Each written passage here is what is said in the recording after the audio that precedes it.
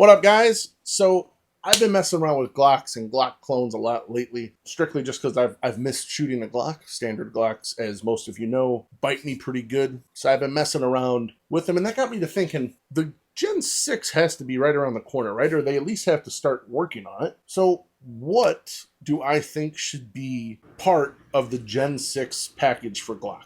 All right, first things first. They need to make it more ergonomic. I'm not saying lose the aggressive grip angle at all. I do think that that's an awesome feature. What I am complaining about is the fact that even their regular beaver tails are trash and they don't do anything. I can hold a gun like a dagger and not get any slide bite from it. And I know I'm not the only one that gets bit. There are a ton of you out there that get, maybe not as bad as me, some worse than me, but we're out there. Also, it's about time that we have a factory undercut from them, right? Like a proper factory undercut, not that little zip with the tool head that they give us, like a proper undercut. And I'm not saying don't make it boxy. I think the SIG 320X5 grip module is one of the best feeling grips out there. And that's boxy as shit. But the way that it's rounded and shaped, it feels so much better in the hand. I think Glock can do something like that. We also need a proper texture. We're in an era now where it's not horrible, but it could be better. When you have guns out there like the M&P, fantastic. The Walther's not too bad, but there are other textures out there that would make it feel like if it had the same texture, maybe a little more aggressive than say like the Prodigy.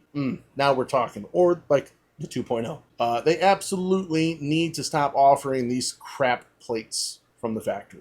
Get rid of them. If you're gonna do plates, do quality plates and have it with the gun. You guys gave the pop metal plates enough. You saved money where you needed to. Now it's time to give people their due and give proper plates if you're gonna keep the MOS system, which is not bad. We really just need to fix the broken link in that system and give quality plates. They need to step up their trigger game.